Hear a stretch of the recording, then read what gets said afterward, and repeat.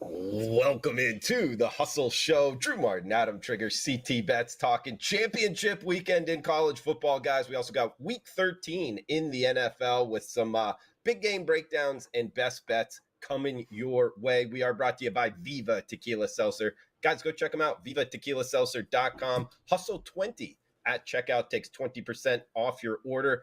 If you haven't tried it yet, you need to. Viva Tequila Seltzer, refreshing and drinkable hard seltzer. 88 calories, 0 carbs, 0 sugar, 4.5% ABV. Viva, the perfect drink for your pre- or post-game celebrations, as it was created with the active lifestyle in mind and powered by wagertalk.com. Guys, if you're looking for free bets, they're up there. You're looking for a live odds screen, it's up there. Check out wagertalk.com. Big game breakdown. We're going to our leadoff hitter, CT Bets 16 on Twitter. Chris Thurston, CT, big weekend ahead, man. What are you looking to fire away on? Yeah, Drew, happy championship week to you and everybody. It's crazy. Can't believe college football is pretty much, well, not almost in the books here, right? Championship weekend, then we got Army, Navy, then the bowl games. It flew by. It's a shame, but we've had a great season so far, Drew, personally, and the games have been great. So nothing to complain about here. And it's only fitting that we give out 2 college football games championship week for my picks here. And I'm going to go to the SEC championship, Drew, conference that you know very well here for my big game breakdown, Georgia versus Bama. I talked about this last night on Joe Ranieri's show on Sports Grid TV. And Drew, Georgia was my preseason pick to win 3 natties in a row, and they still are. But I think that they're in for a tough task this Saturday at Mercedes-Benz Stadium. Now, last year, the Dogs, they rip off 50 points. They routed LSU in that game. I don't think there is a chance something like that happens again this year for the Dogs. You know, Bama played really, really well down the stretch. The trigger man, Jalen Milroe, since Saban has kind of made the switch and made him the main guy, he's answered the bell. He's become great, and they've looked great all month. And I know, Drew, they needed, fourth and, forever to beat Auburn last week. But as you know, as an Auburn alum, the Iron Bowl is always a tough one. And that's Auburn's Super Bowl. Regardless, Bama got it done. They're still alive. Saban is not dead yet. The Dogs, they really weren't tested for some time this year. Got some pushback from Mizzou a few weeks back. Had a scare from your Tigers earlier in the year. This team is definitely beatable. And, the Dogs, they've been vulnerable in the red zone. And that could be the key piece to this game. They led the nation with 68 attempts in the red zone. And yet they only finished 33rd in TD percentage with 45 TDs. So on defense, it really hasn't been the Dog defense that we're used to seeing year in and year out. I fully expect Saban to have these kids up for this game, especially after the emotional win last week at Auburn. Saban's still alive, Drew, and this is going to be a close one. So I played on Bama +6 here. I know it's kind of trending down to +5.5 here. I like 5.5 and 6 here for my big game breakdown. I expect this would be a close one, and I won't be surprised to see Bama come out on top. All right, good start here in the ATL. I'll tell you, Trig, I need to take a little break before I give my breakdown on the SEC, just to let the viewers kind of digest that. And I'm worried because you mentioned something about the Pac-12 championship game. I'm a little bit wondering if we're up against each other, but we'll have to see for best bets, Trig. What are you looking to get at for big game breakdown? Yeah, I mentioned it. I do lean Oregon. I haven't given it out or bet it yet, but so I won't root against you, Drew. I just okay. That's the side I'd probably be on there. I'll go to the NFL for my big game breakdown. It's the game that goes on Sunday. I don't know if it's a big game, but every NFL game's big. So it's Panthers-Bucks, big for some, will be big for me because I'll be involved in it. I like the Panthers. Again, I know people are going to hate that. They're going to say, why do you keep betting on this team? They're a terrible team. But the Panthers this week fall into two things. Two situations I like. One, they're in the just fired their coach sort of uptick spot that we've seen be profitable against the spread in the past. Frank Reich is out. Team fires their coach. Tend to get a decent performance off of that. And then two, they're playing against the Bucks. And the Bucks are the what does this team have any business being favored by this many team for this week? We had 2 of those last week. One of them was the Patriots, unfortunately, which lost. And the other one was probably the Titans, who played the Panthers in what was a relatively even game if you go look back at the numbers. The Panthers lost that game by 7, but they were a 3.5-point dog, and it was really a close game that they could have easily covered if things had fallen a little bit differently, in the second half of that game. As far as the matchup is concerned, Drew, I talked about Panthers-Bears on this show a couple weeks ago. It was a Thursday night football game, a game that the Panthers covered the 3.5. And basically what I said before that matchup was, if Bryce Young can't play a good game against the Bears, he just doesn't belong in this league. And I kind of feel the same way here. Like, this is just a gift of a matchup for Bryce Young. The Bucs have one of the worst pass defenses in the league. And on top of just being really bad, they're also banged up. They've got injuries. They've had injuries. A lot of those guys that are in question did not practice, on Wednesday. So my guess is the Bucs are going to continue to be shorthanded defensively, and it's just not a very good defense. So one would have to think that Young could put together an okay game, and if you can put together an okay game, then the Panthers have a chance, because the Panthers defense is not awful. Specifically, they're pretty good against the pass. I don't think it's a guarantee that Baker Mayfield plays well here. I mean, he's been better at times than I expected him to be this season. But again, they cover opposing receivers well. Just not a gimme that he's going to throw on this Panthers defense. So that keeps bringing me back to why the Bucs would be this big of a favorite. And I just don't understand why. I get why people are low on the Panthers. Not only have they been poor, they have a poor record, but they've been poor against the spread. But in this spot, in a divisional game, I'm almost more willing to fade the Bucs than I am to bet on the Panthers. But I'm also willing to bet on the Panthers because the coach was just fired, and you tend to see teams get the uptick in this spot. So Panthers plus 5.5, and this might be a spot where I wouldn't want to use Bucs in like a money line parlay or survivor pool. You might be going home. I could see the Panthers winning this game. Great breakdown, Trig. Hey, a follow-up question for you. You bring up the trend, or kind of a trend, I guess we can call it, of a team firing their coach and then that kind of being like a play-on spot. And something I love about that is you'd probably need like proprietary information, like go back and do that yourself. There's not like a trend site out there that would really keep that, at least to my knowledge, man. Is that something that you're really using as a huge part of your handicap here? Or is that just kind of something you're throwing in the analysis? So, Drew, I think the reason it's important is this. Good teams typically don't fire their coach, right? Like, you're not going to have a team that's been playing well, or that's a good team that just says mid-season, see ya, we're done, fire the coach. So it's almost always a team that's underperforming. It's almost always a team that's played poorly recently. And so I think the reason it does tend to be a good bet against the spread is you're getting a team at their floor, right? Like when they fire the coach, they're probably at the floor of like what they actually are. And then it just becomes a motivation thing where, you bring in a new guy and suddenly guys are trying, they're trying to compete for starting spot. You might have a new guy where a person fell out of the rotation, but maybe they get a new chance now that there's someone else in charge. I think all of that plays into it.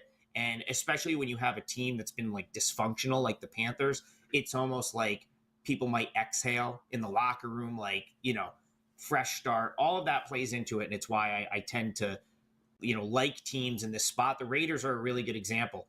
Got rid of McDaniels and played a really good game after they got rid of him. It happens, probably more than it doesn't. So it tends to be a good spot against the spread. Yeah, and just real quick, would that be across all sports, or would it change from like basketball to football to college, pro? I mean, Dave Koken had one of the great runs of the last couple of years when he Phillies. Basically said with the Phillies. He was like, what? Phillies got rid of, I think it was Girardi maybe at the time. And he's like, I'm betting them till they lose. Yeah. He goes, I'm betting them until they lose 2 games in a row. I think they won 10 of 12. He had like a season in the span of like 2 weeks where he just rattled off like 10 straight wins. So could work in other sports as well. I remember that. That was a good one on first pitch, guys. And somebody that knows first pitch, Joe Ranieri, joining us as well. Joe, always good to have you stepping in for Kelly Stewart. Joe, welcome on in, buddy. Do you have a big game breakdown you want to throw out there? Yeah, I will. I'll add to what he was just saying. I actually just had this conversation on another show. 15-10 against the number in the first game after firing a head coach since 2010, Drew. Oh, okay. So you're actually bringing the heat here. How do you even find something like that?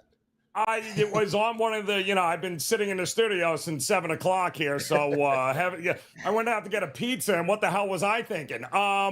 Yeah, 15-10. I just had it, just talked about with somebody earlier today. They had all the numbers. First game, though, not obviously like what we had with the Phillies, but 15-10 since 2010. It's a very profitable situation the first game out. And that's in the NFL? NFL only. Coach. Okay.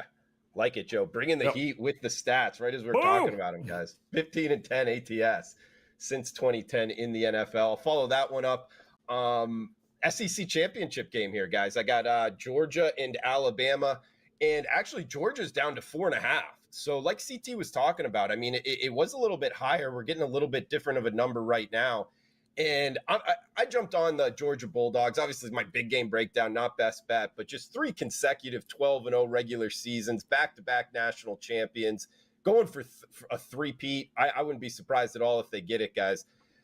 And I think a lot of people are looking back at like Georgia in their last couple games, and I think people are forgetting a little bit they rested players against Georgia Tech. So like kind of pump the brakes if you're just looking at the final score there and how that game started.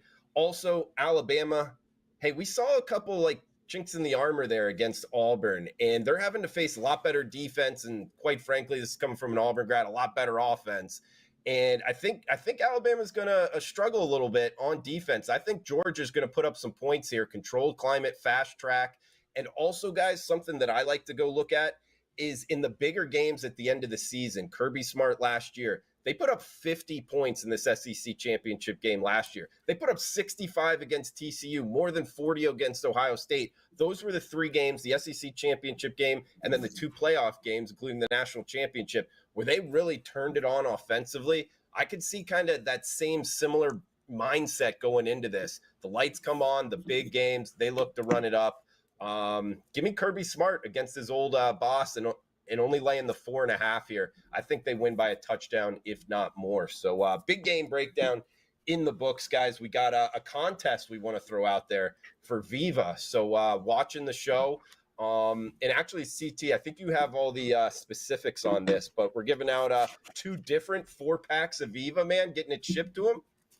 Yeah, we haven't done one in a while, Drew. So I figured what better time than now, championship week, to do one. So you could see here as our fabulous producer, Eric Garcia, did this up for us here.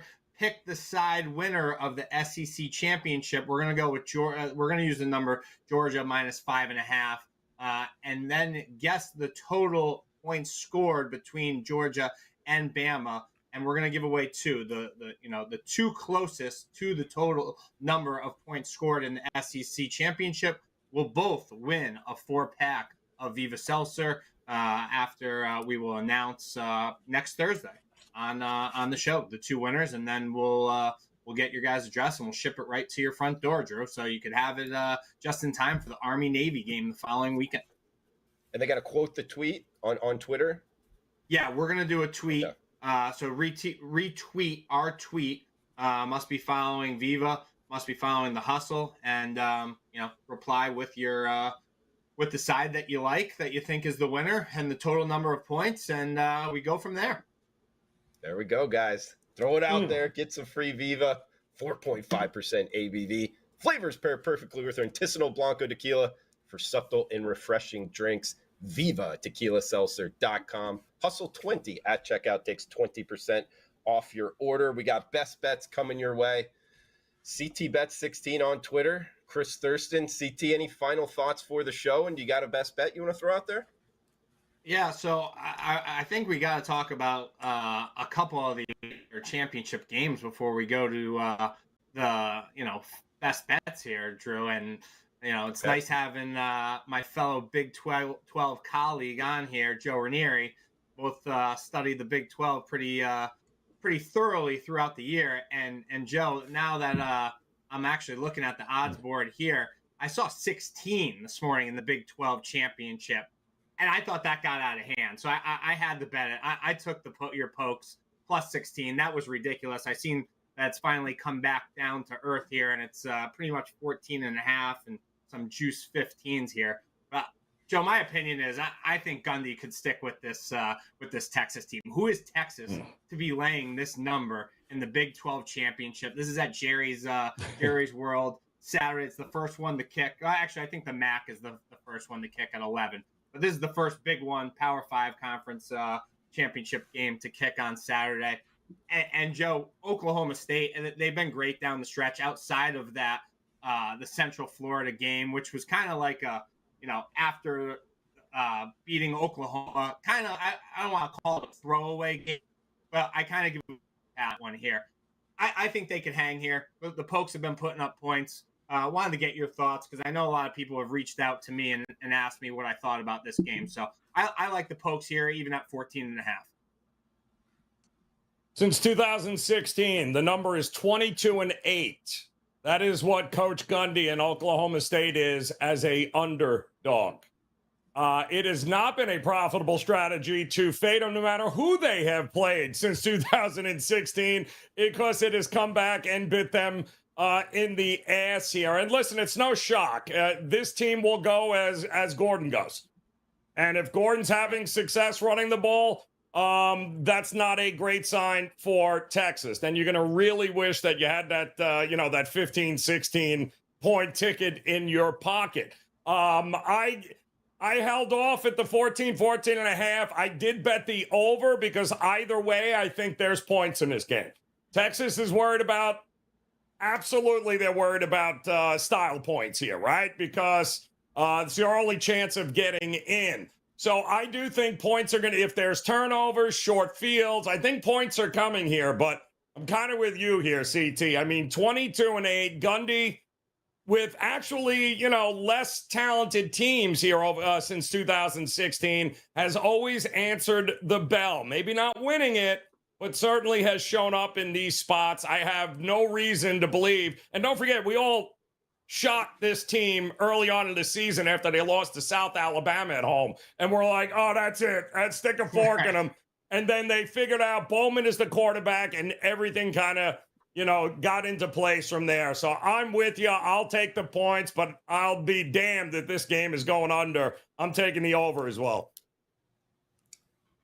Drew, so I want to add a couple other things. Oklahoma State, I've got a different best bet. This would have been my best bet for the show. But I agree with these guys, took the points. And what I'll add is two things. One, if you look at Oklahoma State this year, they really do tend to play down to the bad teams, up to the good teams.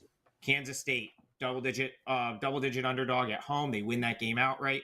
Oklahoma, big game, touchdown underdog. They win that game outright. Knocked off Kansas when Kansas was on a roll, when they were ranked. And then, the 26-point loss to Southern Alabama, the last couple of weeks playing teams like BYU and Houston, going to UCF after the big win. So they tend to play down to the bad teams, up to the good teams. And of course, you're going to get up for this game. It's a title game. Why would you not? The other thing is you're absolutely paying a premium for Texas, who just won a game by 50. So you would be buying Texas at their absolute peak. And Texas as a favorite this year. So Texas has played 11 games. They've been favored in 10 of them. The one game they weren't favored in was the Alabama game, which they won outright. The other 10 as a favorite, they're 5-5.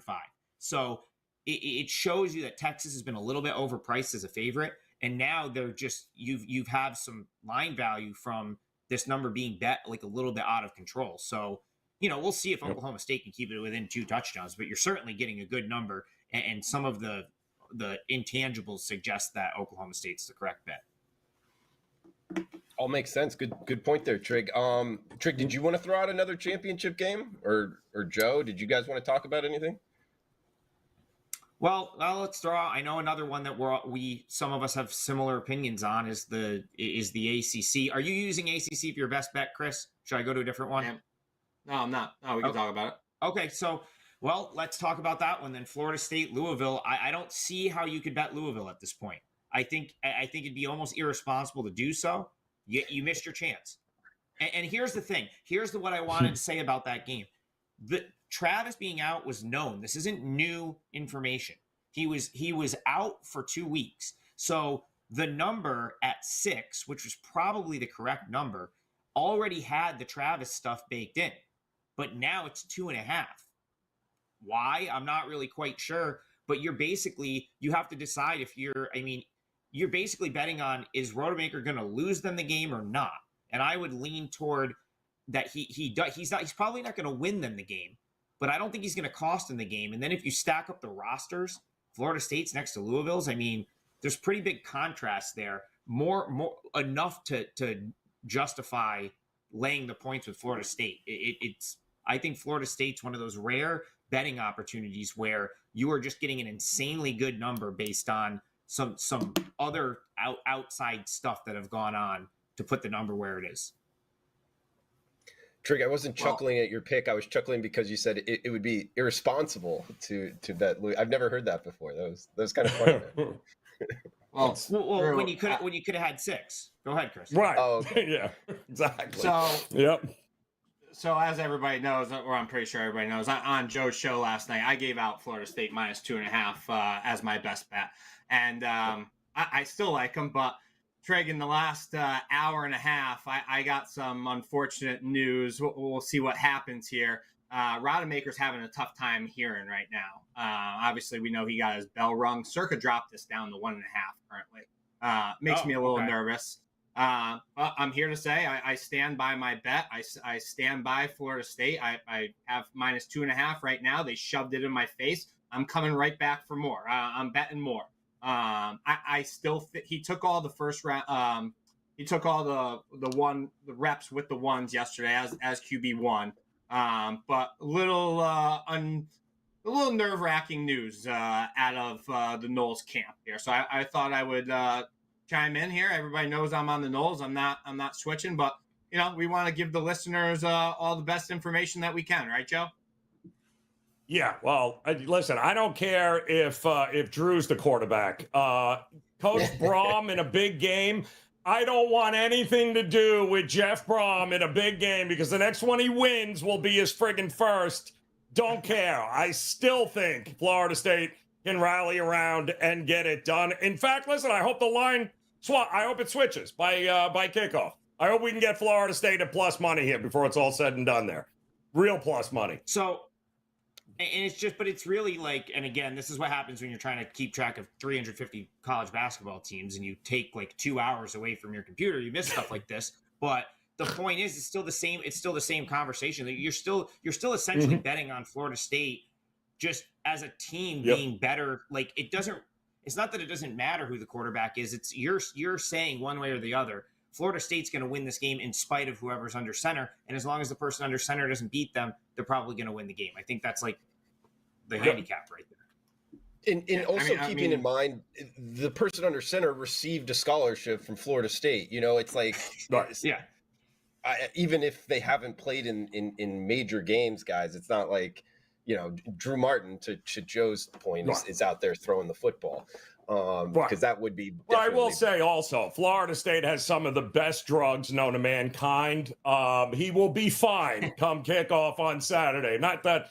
Probably shouldn't have said that out loud, but yes, they will be absolutely fine. If it is possible for him to go, I think that kid will go. It should not be an issue because ultimately, Florida State's got to win that game defensively and being able to stop Plummer and them from doing what they want, which is ultimately running the football and being able to take shots downfield. So as long as the defense shows up, I think they're in good shape.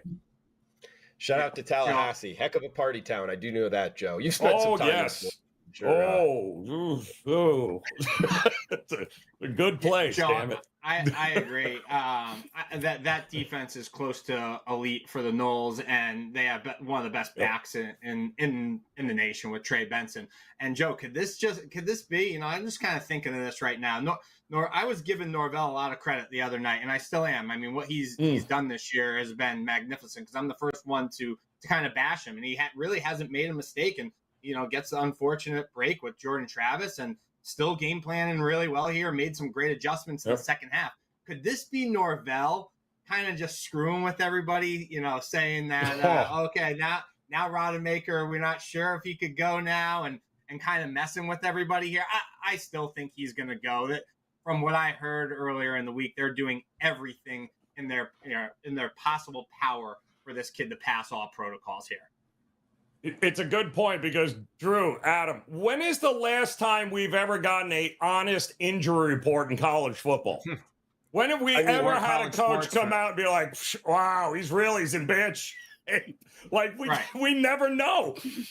When Kyle Whittingham was pulling that in the beginning of the season, I was like, if he's doing this, they're all doing it, Exactly. It's one of my biggest pet peeves, Drew, with college sports right now. It's like sports betting's legal everywhere. Like people are betting money on this, and I like to have scenarios where, like Temple earlier this year, like an hour before the game, EJ Warner is out when nothing was said about it all week, or like forget you're betting college basketball. Some of these programs that aren't reported on as well, like when you're rolling up and then 5 minutes before a game, like two of the best players are just not in there. This stuff should need to be reported on, published. I like, it's better than it is now. Like the NFL at least has to, these pro leagues, they have to report injuries. I think the colleges should have to do the same thing. It's Division I college sports is basically professional sports now. They should need to do the same thing, in my opinion. I agree. Yeah, I'm with you. College basketball is to the next level too. I mean, you're researching some of these teams. They don't even have beat writers. It's like, how would they even report it? It's very difficult at times, guys. But if you can find it, you can get a huge advantage. Hey, good stuff from Joe Ranieri, CT Bets, Adam Trigger. Guys, make sure to check out wagertalk.com. Free live odds screen, free plays up and available for championship weekend NFL as well. We're running up against it time-wise, guys, but please comment below where you agree, where you disagree. All is welcome here, what you're looking to bet this weekend. And we do have best bets coming up. Remember the contest as well. I'll start us off here. Well, actually, the contest, you can see it there. Pick the side winner of the SEC championship, Georgia. Hey, we're going with -5.5. Like, that's a locked-in line, right, guys?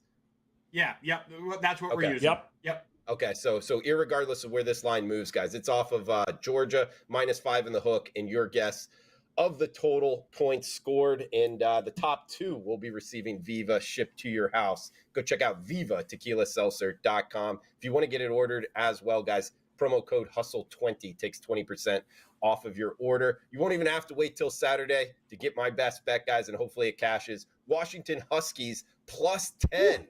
Double digits here, undefeated team, the first and only undefeated team to land a spot in the Pac-12 championship game. And it will be the only, guys, as the Pac-12 ends. I got that from Mark Lawrence's newsletter. Also, their head coach, DeBoer, he's 23-2 since getting this job. I didn't realize that. 23-2 straight up and 6-1 against the spread as the underdog. They're catching double digits, undefeated. They already beat Oregon, winning each of the last two against Oregon, actually.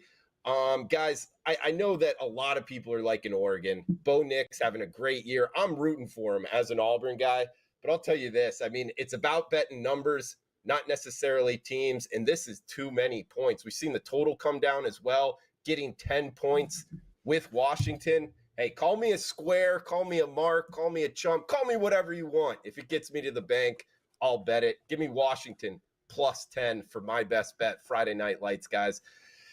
In the books here, we got CT Bet 16 on Twitter. Chris Thurston, CT, what do you got for best bets? Drew, I don't think you're a square at all. I know some very sharp people on Washington, including myself. So I'm with you there. I like your play tomorrow night in the Pac-12 championship. Drew, I'm going to give my best pick for NFL, and it's an ugly one here. And it's the Falcons at Jets here. And who wants to back this Jets team, right? They're looking to snap a 4-game losing streak. They're playing host here and swapping Zach Wilson for Boyle. Clearly didn't make much of a difference. Right? Boyle threw 2 picks. He really wasn't that horrible, though. He really wasn't. Like, it looks a lot worse than it was. The Falcons, you look at them. They scrape out a win over the Saints, in which their trigger man, Desmond Ridder, who I'm not been too much impressed with all the year long. He threw 2 picks himself, and thank God he has Bijan Robinson to kind of help get the job done with his legs and get the Dirty Birds back in the win column. And I know it's really, really tough to back the Jets here. I'm just not high on this Falcons team at the same time. Jets still have a very good defense here. They have some very special and elite players on that side of the ball. Picked off Tua twice last week. I think the Jets defense is going to be able to contain Bijan Robinson as well here. And let's not forget, like, this is the same Falcons defense that allowed some backup quarterbacks a few weeks ago to, kind of shred them. I made this game closer to a pick here. Falcons do not have the ability to blow anybody out. We've seen that all year long. All their games have been fairly close here, so we don't have to worry about that. I think Boyle is kind of capable here of making some plays. He has a lot of skill position players around him to do so. It's going to be a scrappy, grinded out game, and I think the Jets have a good chance to get it done here. So I played on the Jets +2 here for my best bet in the NFL. All right, a little dog action there. New York Jets, CT bets. We got Adam Trigger at Top Flight SI on Twitter. Check him out, wagertalk.com. Trig, final thoughts and best bet?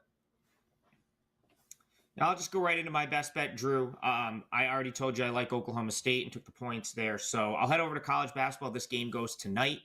It's Texas State at Texas. Last year, CT and I were down in Waco for a Baylor game. I was supposed to go out to dinner. I did what I'm going to do tomorrow night. I blew off the dinner to go to a random-ass college basketball game. That game was Texas State. Got to see this team play in person. Kind of like, had a nice run with them into the Sun Belt tournament last year where they cashed a bunch of tickets, made a pretty deep run from like the 11 seed all the way to the semifinal game. But a big reason for that run was Mason Harrell, who was one of the highest usage players in the Sun Belt last year, and he graduated. He's no longer back this year. Now, that was when I previewed Texas State coming into the season, that was a concern. They are under their current head coach. It's a fourth season he's been there. They've been in the bottom 30 in pace in the country on an annual basis. And what Harrell did so well was late shot clock situations is what their coach actually called it. He was great in late shot clock situations, meaning they play slow, they run the clock down, and he was the guy that either made the play or took the shot. And so, it was a concern where the offense would come from without him this year. And the answer is it hasn't come from anywhere because this team is averaging 59.2 points per game. They're at the bottom of Division I in points scored, free throw percentage, 3-point shooting. I mean, this team cannot put the ball in the basket at all. And some of the guys that I thought might step in and do it for this team haven't even played yet this year. So Drew Drennan is the other sort of senior guard in the backcourt. He hasn't played yet this year. Colton, the transfer from Army, great shooter that torched Siena in a game last year and was a part of that good Army team. He hasn't stepped on the floor. They've had guys out since early in the year, and so the guys that were sort of tabbed as players to come back and be the scoring options either haven't played or have barely played.